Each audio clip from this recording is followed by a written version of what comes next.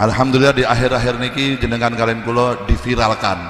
Nah, diviralkan ini, melihat sesuatu yang viral di YouTube, di TikTok, di Instagram, qasidah seniki wau. Nasihat niki wau. Apa judulnya tadi? Alamate anak soleh. Yang pertama alamate anak soleh napa? Ba'dane mukmin anut ing syariat. Pokoknya salah satu tanda anak yang soleh, salah satu cara orang ingin menjadi anak yang berbakti kepada orang tua, yang pertama adalah dia harus mukmin, dan bukan hanya mengaku mukmin tapi menjalankan syariat perintahnya Allah Subhanahu wa taala, ngedoi larangannya Gusti Allah, menjalankan perintahnya Allah Subhanahu wa taala. Dengan cara yang seperti apa? Dengan cara yang baik. Ibadah pripun carane? Mengikuti apa yang telah diajarkan oleh Rasulullah, yang disampaikan oleh para guru-guru kita, para kiai, para habaib, para ulama-ulama kita. Ojo ibadah nganggo karepe jenengan piyambak. Jenengan nek ibadah kepada Allah harus ada panduannya. Jenengan badai amal ada panduannya. Nggak bisa kita menjalankan agama ini sak karepe dhewe ora iso. Mboten saged. Walaupun terkadang ibadah niku ketoke apik, ketoke sae, tapi kalau Anda menjalankan ibadah itu tanpa panduan dari guru-guru kita, malah ibadahnya nanti tidak bernilai apa-apa di hadapan Allah Subhanahu wa taala.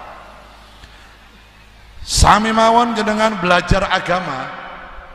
Belajar agama nih Islam niki jenengan dikatakan barang siapa yang mempelajari agama ini tanpa guru, jenengan belajar piyambak, nggak pakai guru, asal ono buku jenengan baca, ono kitab jenengan baca tanpa ada guru yang membimbing, dikatakan barang siapa yang mempelajari agama tanpa guru maka gurunya adalah syaitan. Gurune sinten? Setan. Kenal jenengan kali setan? Aslinya kenal, cuman ora tau weruh wujude. Karena setiap hari mengganggu kita, setan dan iblis ini mengganggu kita tiap hari. Jadi jenengan menjalankan perintah Allah, menjalankan ibadah kudu ono panduane. Ora iso mlaku sedhewe, ora iso. Pasti nyasar. Karena apa? Karena jenengan kalian kula menungso biasa. Jenengan kalian kula menungso yang tidak punya jaminan pasti bener. Manusia yang mudah diganggu oleh iblis. Manusia yang sangat gampang digoda oleh setan. Jadi jenengan kudu ngertos bahwa iblis dan syaitan itu bukan hanya mengganggu orang yang ahli ibadah, tapi orang yang ahli maksiat juga tetap tidak akan luput dari gangguan iblis. Malah wong sing ibadah, sing ahli sholat nang musola, nang masjid, sholat berjamaah 5 waktu, dia meninggalkan maksiat, malah sing goda, sing mengganggu iblisnya sing kelasnya dhuwur. Nek cuman wong sing males sholat, males zakat, males poso, wis durhaka nang wong tuane, kowe model-modele iblisnya cuma ndelok tok. Terus ke ora tak goda kowe, lanjut ngono Pak. Tapi khusus bagi orang yang hadir selawatan ngeten iki, bagi orang-orang yang mau hadir di majelis seperti ini, iblisnya akeh, setannya akeh. Di antaranya apa? Setannya menyerupai HP. Handphone itu loh. Nggih, jenengan sik seneng-seneng ngrungokke maulud, Allah ya Rabbi sholli ala Muhammad malah. Nah niki setan. Napa niki? Setan. Bentuknya kotak. Kenapa dikatakan setan? Iya mereknya iPhone aku ngerti. Nah, aku ora ngomong mereknya. Kenapa dibilang setan? Ya pokoknya segala sesuatu yang mengganggu konsentrasi Anda untuk mendekatkan diri kepada Allah itu iblis. Apapun wujudnya, segala sesuatu yang menghalangi kita untuk khusyuk dalam beribadah, segala sesuatu yang mengurangi kekhusyukan kita untuk mendekatkan diri kepada Allah, itulah iblis. Wujudnya pripun, ya macam-macam iblis niku. Ana sing dadi HP, ana sing wujude menungso, ana sing wujude macam-macam niku, Pun. Ana sing teko selawatan ngene iki, mulai mau atine wis ngomong, ki bubar jam pira? Kok sudah maneh ora rampung-rampung. Jane ndur panggung ki ana ngono ki.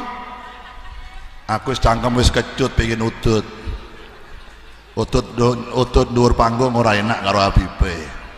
Tapi wis pengin udut. Ono sing ngono ki ono. Tapi tutu setan tutu, menungso. Menungso niku. Macam-macam. Kenapa dikatakan begitu? Karena kita niki jenengan dalu niki angen-angen nggih. Jenengan niki Masya Allah malam hari ini insya Allah menjadi pilihan Allah Subhanahu Wa Taala.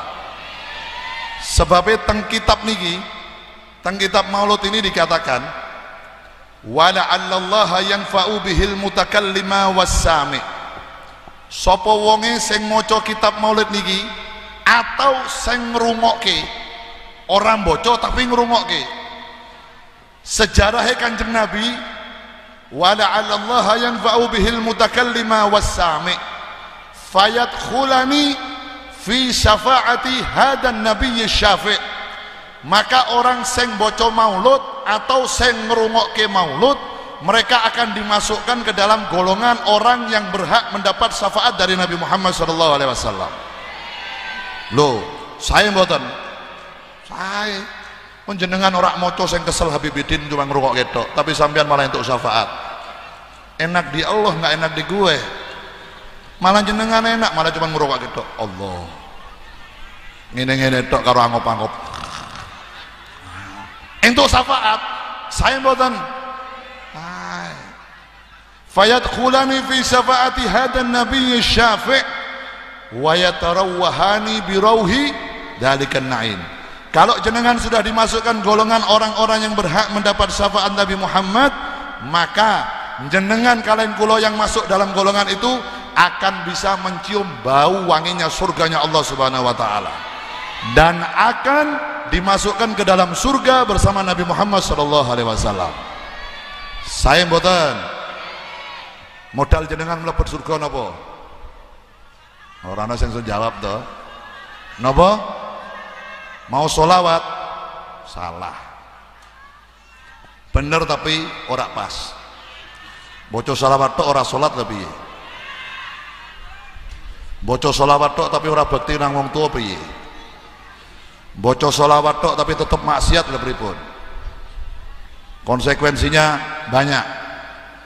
Ngeten. Jenengan kalian kula insyaallah nanti dimasukkan ke dalam surga. Amin. Yang pertama, karena rahmatnya Allah Subhanahu Wa Taala. Masuknya kita ke surga dikarenakan rahmat dan kasih sayangnya Allah Subhanahu Wa Taala. Rahmatnya Gusti Allah, jenengan kalian kula akan mendapatkan berkat syafaatnya Kanjeng Nabi Muhammad sallallahu alaihi wasallam. Nek dihitung-hitung, iki nek dihitung-hitung Bu nggih, nyuwun ngapunten. Kula niki bidin asegaf kalian jenengan sedaya. Nek ditimbang amale kalih dosane akeh pundi? Jujur mawon, jujur kacang ijo. Akeh dosane nggih. Jenengan kalian kula ninggal salat ping pinten? Hah? Enggak terhitung.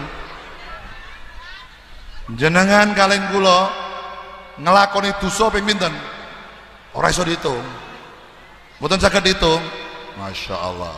Tapi tetap jenengan arep-arep surga toh? Saya. Itu namanya optimis. Tapi enggak tahu diri. Ibadah sithik tapi arep-arep sing gede sing apik. Saya niku. Harus begitu. Selama jenengan di hatinya masih ada iman kepada Allah, masih ada cinta kepada Nabi Muhammad, insya Allah jenengan kalian kula optimis akan dimasukkan surga oleh Allah Subhanahu wa taala. Syarat yang kedua, gampang sangat. Jenengan pingin uripe ayem dunya lan akhirat. Ana wong pingin duwe anak soleh dan solehah. Ana wong pingin duwe kerjaan sukses. Ana wong pingin sugih. Ana wong pingin macam-macam keinginannya dikabul oleh Gusti Allah. Gampang sangat. Apa syaratnya? Bungahke Kanjeng Nabi. Ngeten mawon. Bungahke Kanjeng Nabi. Sebabnya apa? Dunya niki gadahi Kanjeng Nabi. Allah nyiptake dunya niki kangge Kanjeng Nabi. Allah nyiptake surga buat Nabi Muhammad. Lah kok sakit, Beb? Sakit. Wonten dalile. Allah di dalam hadis qudsi berfirman, "Laulaka ya Muhammad ma khalaqtul aflak wa ma khalaqtud dunya wa ma khalaqtul jannah." Dawai Gusti Allah kepada Nabi Muhammad, "Wahai kekasihku Muhammad, kalau aku tidak menciptakan dirimu, aku tidak akan ciptakan dunia dan isinya.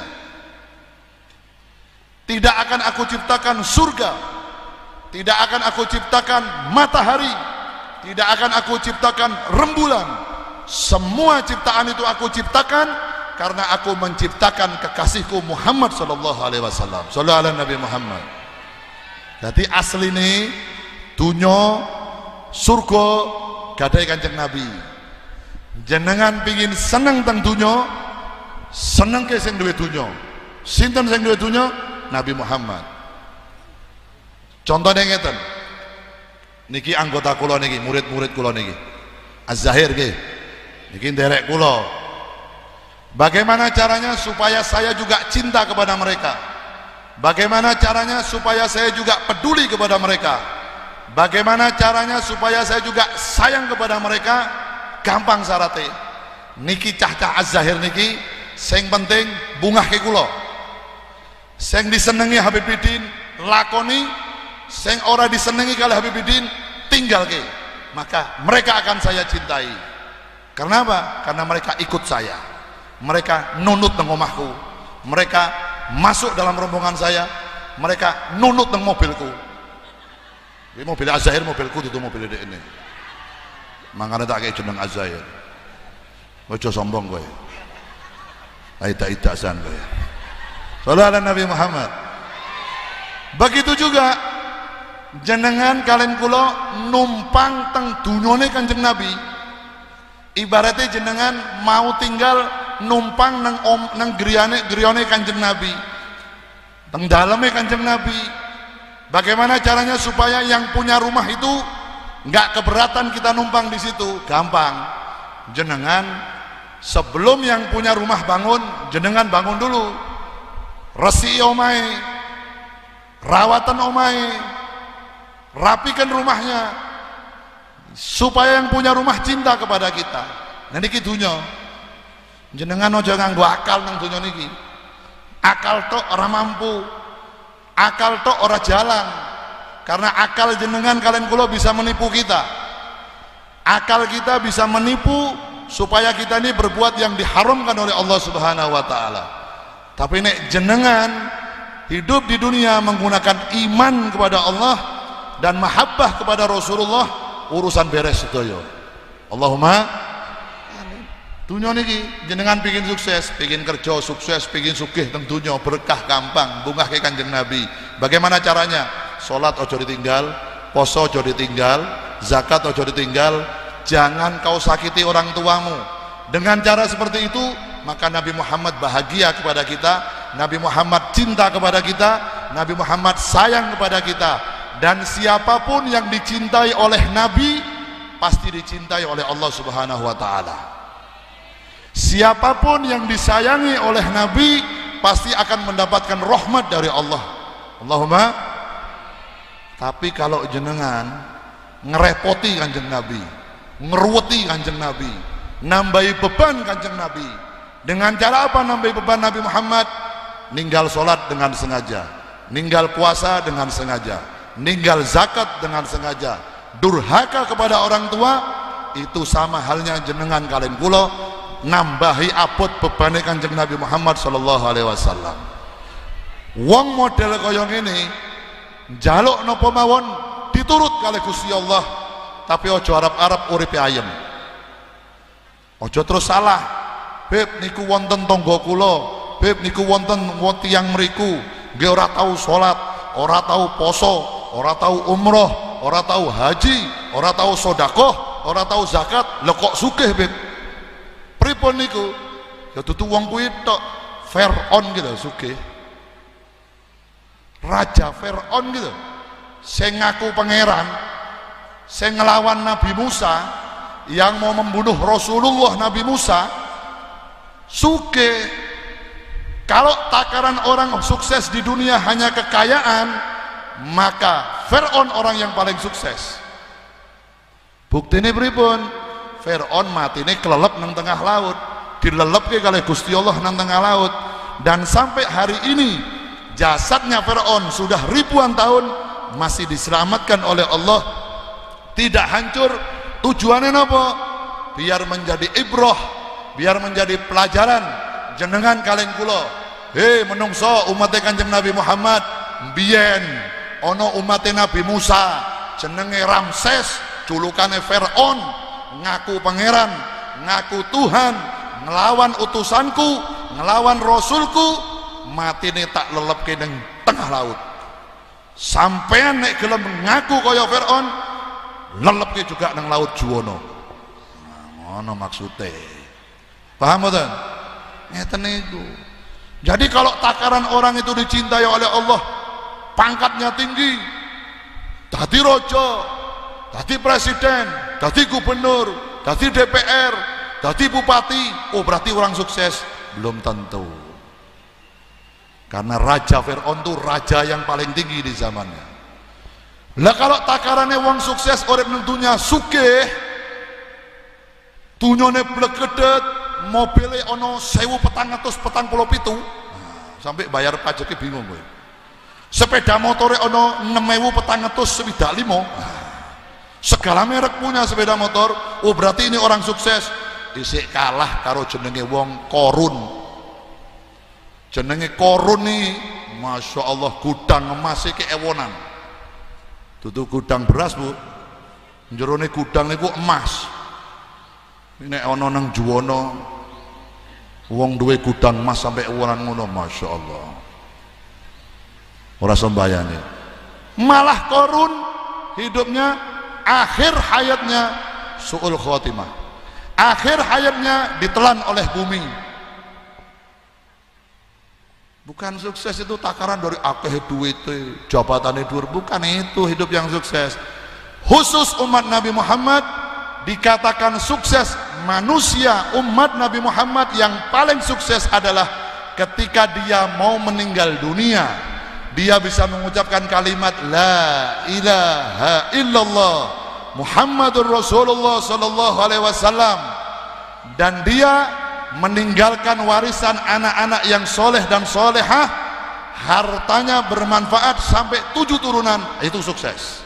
Walaupun sithik, walaupun ora sugih, tapi ketika meninggal dia bisa mengucap kalimat la ilaha illallah Muhammadur Rasulullah, dakhalal jannah. Sapa wonge ketika akhir hayat, ketika dia meninggalkan dunia ini, kalimat terakhir yang keluar dari mulutnya adalah la ilaha illallah Muhammadur Rasulullah, jaminannya surganya Allah Subhanahu wa taala. Ana wong takon, lho kok gampang teman, Beb?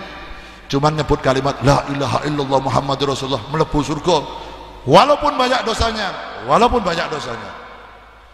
Kalau bisa mengucapkan kalimat la ilaha illallah Muhammadur Rasulullah, talu mati surga. Angan-angan nggih, jenengan nek sik ngeten niki, sik seger, urung wayahe mati, urung kepanggih malaikat Israil, urung ketamon mbahmone malaikat, gampang ngucapke. Tak tuntun kula jenengan dalu niki saged. Ayo bareng-bareng sedaya la ilaha illallah, niku apa-apa gampang. Urung wayahe mati. Tapi nek wis adep-adepan kalau malaikat Israel teko, jrep gedine ora umum, medeni gede. Begitu nyabut roh jenengan. Ngono tok. Coba ngucap la ilaha illallah. Kenapa nggak bisa? Ora kulino. Ora kebiasaan nyebut la ilaha illallah. Lisannya nggak pernah dilatih baca astagfirullah. Lisannya jarang mengucapkan kalimat subhanallah. Lisannya jarang bertahmid, bertahlil kepada Allah. Lisannya jarang baca Quran. Lisannya jarang baca hadisnya Nabi. Lisannya selalu berkata yang buruk. Lisannya selalu menyakiti tetangganya, menyakiti saudaranya, menyakiti orang lain. Niku gara-gara ini. Tapi kalau lisan jenengan setiap malam dilatih kados ngeten niki, setiap malam jenengan walaupun nggak ada acara seperti ini, tenggrione jenengan santai-santai, nganggur-nganggur, ambil tasbih, ambil air wudu, pegang tasbih, subhanallah, subhanallah, subhanallah. Besoknya astagfirullah, astagfirullah, astagfirullah. Malam Jumat Allahumma sholli ala sayyidina Muhammad, Allahumma sholli ala sayyidina Muhammad, Allahumma sholli ala sayyidina Muhammad. Sing akeh. Nek jenengan kulino ngeten bendino ketika berjumpa dengan malaikat Israel gampang. La ilaha illallah Muhammadur Rasulullah. Surga. Kenapa? Lisannya udah terlatih. Lisannya wis kulino. Inilah gunanya majlis-majlis kados ngeten niki. Kita hidup di dunia itu yang kita cari happy ending. Bahasa Arabnya husnul khotimah. Bahasa Inggrisnya happy ending. Bahasa patine akhirane apik. Padha mek Pekalongan berarti. Padha Jawane. Dadi jenengan urip nang donya niki lika-liku, ana sing dadi pejabat, ana sing dadi rakyat, ana sing dadi TNI, ana sing dadi Polri, ana sing dadi pengusaha, ana sing dadi dai, ana sing dadi ulama. Ujung-ujunge apapun jabatanmu kabeh arep-arep husnul. Semua yang diharapkan adalah husnul khotimah. Urip ngene iki warnanya hidup aja. Jare Mbah Maimun Zubair ngeten-ngeten niki kembange wong urip macem-macem. Nek dadi ulama kabeh sing ngrungokke ceramah sapa? Angel. Lho nek dadi santri kabeh lha sing ngajar sapa? Nek dadi TNI kabeh lha sing dadi rakyate sapa? Makanya begini, ana sing dadi wong genah, ana sing dadi wong yaknah. Lho ki nek wong pati genah kabeh, wong pati ahli salat kabeh, wong pati genah kabeh, Habib Bidin ora diundang mengiki. Soalnya apa? Wis ora butuh Habib Bidin. Kenapa? Orang pati sudah baik semuanya. Kiai ora diundang, ulama ora diundang, dai tidak dipanggil, akhirnya ilmu tidak berkembang. Akhirnya ilmu tidak tersampaikan. Ngeten niki. Sing penting jenengan kalian kula jangan kecil hati, jangan pesimis. Berusaha terus untuk menjadi orang baik. Berusaha terus untuk menjadi orang yang mulia di hadapan Allah. Berusaha terus nggo bungahke Kanjeng Nabi. Berusaha terus untuk membanggakan Nabi Muhammad. Supaya apa? Supaya nanti di akhirat begitu kiamat jenengan kalian kula dibangkitkan di mahsyar, Nabi Muhammad mesem ningali jenengan kalian kula. Nabi Muhammad tersenyum memandang kita, Nabi Muhammad bahagia kepada kita. Sebabnya napa? Ketika kita hidup di dunia bungahke Kanjeng Nabi. Kangge napa? Salat 5 waktu, poso, zakat, sedekah, nyenengke wong tuwa. Tapi nek jenengan salat, poso, zakat tapi kurang ajar kalian yang sepahe percuma. Terakhir saking kula berkenaan dengan bakti kepada orang tua niki faedahe bakti nang tiang sepah. Hati-hati niki akhir zaman. Wau dalu kula teng Winong kula pun nyampaikan. Tadi malam ketika acara di Winong saya sudah nyampaikan bahwa niki akhir zaman, watah sing model-model, anak pun boten hormat kali tiang sepah, anak sudah kurang ajar kepada orang tua. Bahkan gara-gara anak pingin ditukokno HP, ora tukokke, wong tuane malah anak udzubillah min dzalik lah. Diusir saka omahe, wong tuane ditutup kon turu nang jaba, waduh macam-macam niki. Berkenaan dengan itu, cerita ini terakhir dari saya. Cerita ini terjadi di zaman Nabi Muhammad SAW. Ada seorang bernama Uwais Al-Qarni. Dia tinggal di negara Yaman. Dia ini punya ibu sudah tua. Ibunya sakit-sakitan. Sing jenenge Uwais niki nek ana wong pati hari ini miskin kaya apa, masih kalah lebih miskin Uwais Al-Qarni. Saking miskinnya, saking fakir miskinnya Uwais iki, kalau mau makan dia nunggu bekas makanan orang kaya yang dibuang di tempat sampah. Ki jenenge Uwais Al-Qarni. Saking orang duwene, miskin sangat miskin. Tapi dia punya keistimewaan apa? Bakti sama ibunya. Tiap hari ibunya diatusi, tiap hari ibunya disuapi, tiap hari ibunya dia tidak berani ninggal rumah sebelum ibunya tidur. Pokoknya ibunya membutuhkan apapun, Uwais ada di sebelah ibunya. Satu waktu Uwais niki pingin kepanggih Kanjeng Nabi, pamit kalian ibunya, Bu, kula nyuwun ridhone jenengan, nyuwun idin nggih, kula pingin teng Madinah. Saya pingin sowan teng Kanjeng Nabi, pingin kepanggih Rasulullah. Sakit boten Bu? Ibuke jawab, ora popo, mangkat kowe pingin ketemu Kanjeng Nabi Muhammad, tapi tolong ojo suwi-suwi.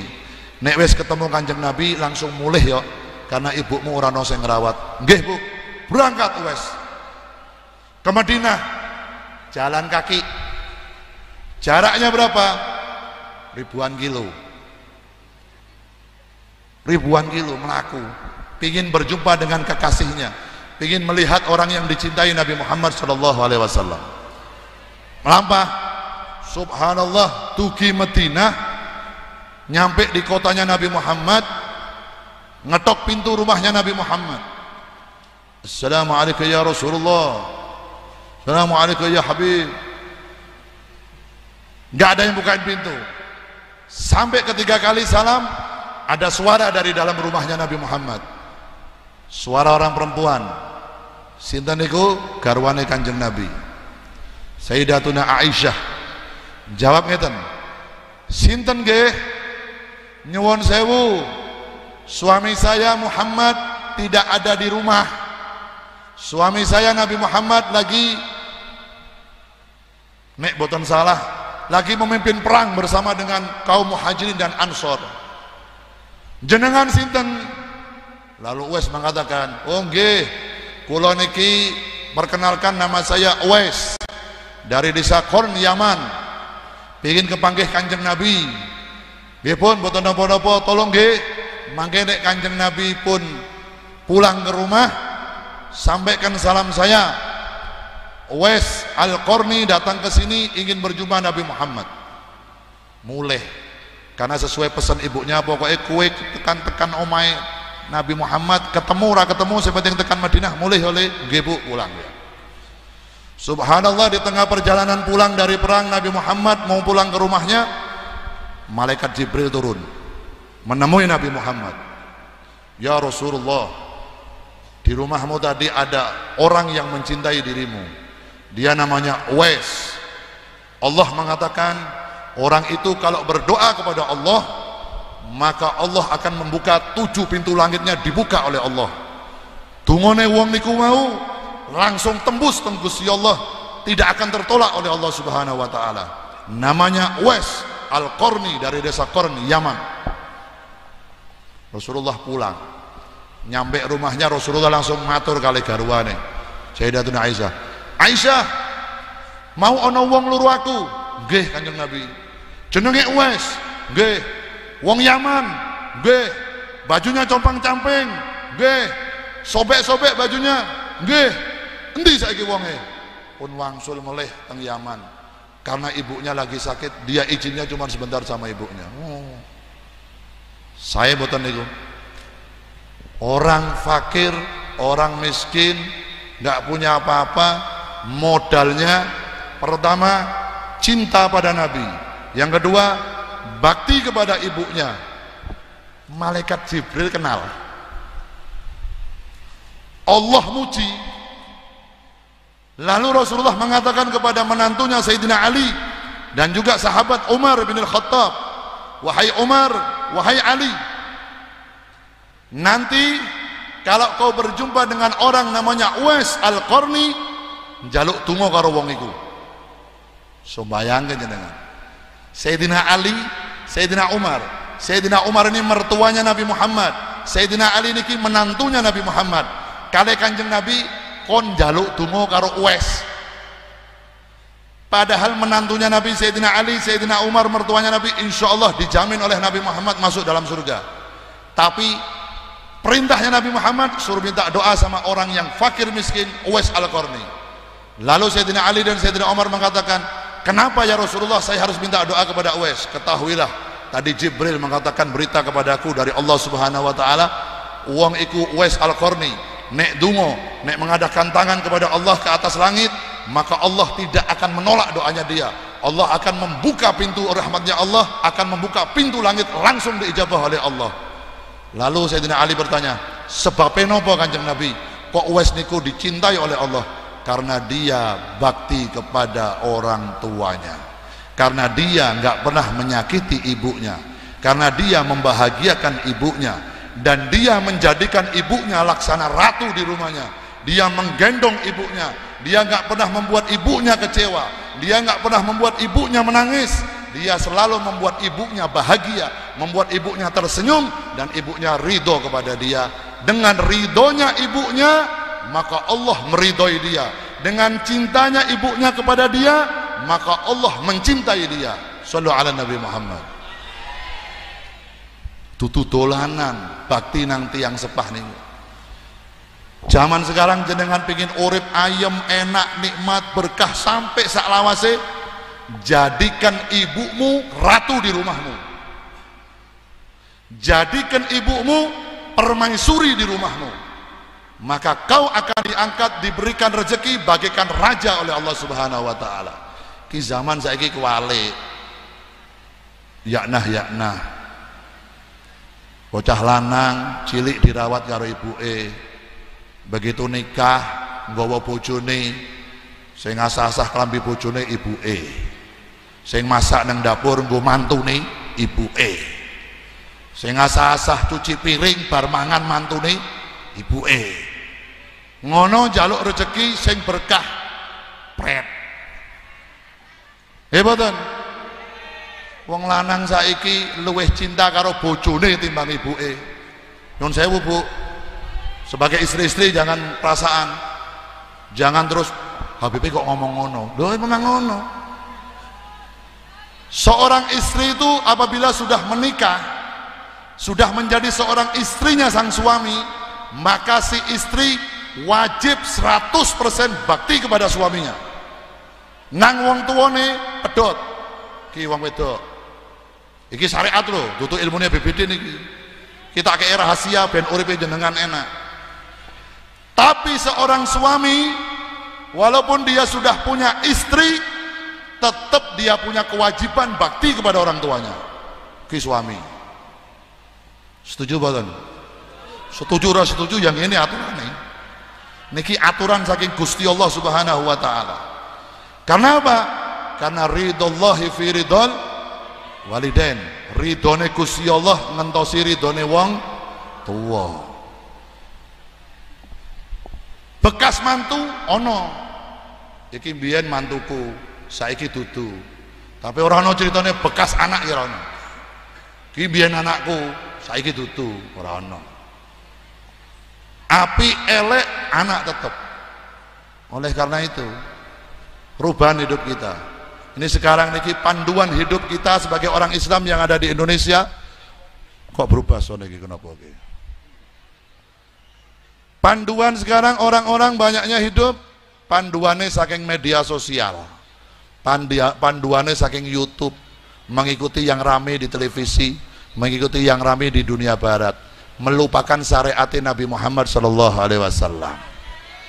Pelajari, nderek Kanjeng Nabi, ngikuti syariat Kanjeng Nabi, ikuti caranya Nabi Muhammad, wis tah pasti dunya bahagia, akhirat akan bahagia. Alhamdulillah sone bali maneh. Mau rada mati sithik iki sone. Kurangi bayarane sone. Shallallahu ala Nabi Muhammad. Mudah-mudahan malam hari ini jenengan kalian kula sedaya pulang dari majelis ini bisa memperbaiki diri kita menjadi lebih baik.